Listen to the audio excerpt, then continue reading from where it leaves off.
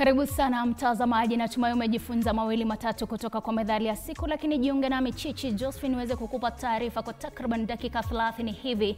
Na kwa taarifa ya kwanza ni kwamba upasuaji wa mwili wa Albert Ojwang aliyefariki katika kituo cha polisi cha Central jijini Nairobi unafanyika leo katika makafani ya City jijini Nairobi. Hebu sasa tuungane na mwandishi wetu Samira Mohamed atueleze hali ni ipi. Samira, iwapo unanipata, tueleze hali inakaa vipi mahali ambapo uko. Labda utueleze shughuli hiyo ya kufanya upasuaji imeanza ama vipi?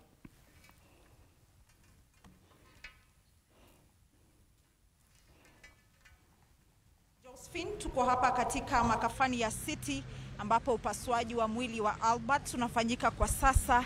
Kumbuka kuwa upasuaji wa mwili wa Albert ulitarajiwa kufanyika mnamo Jumatatu, lakini ikahairishwa hadi leo Jumanne, ambapo Daktari Midigo anatarajiwa, ambaye ni mwanapatholojia mkuu wa serikali, pamoja na Daktari Johansen Odor watakuwa kiendeleza upasuaji huo wa mwili wa Albert.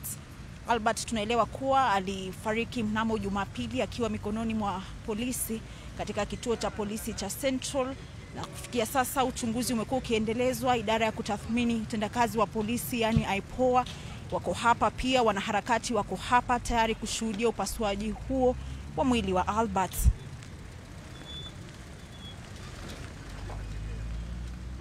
Ambapo umeweza kuzungumza na wale ambao ni wanaharakati, wanasema vipi pale?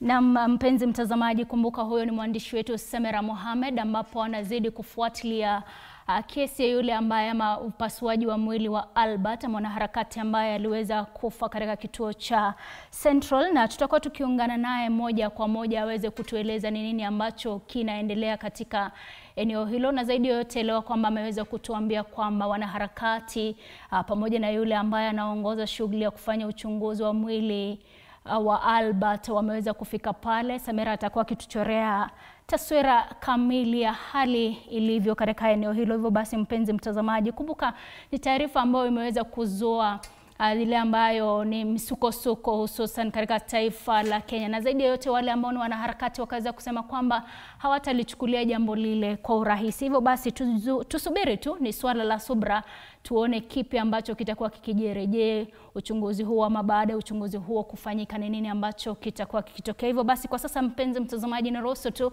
nichukue mapumziko mafupi, lakini usinde mbali, maana narejea kwa taarifa zaidi.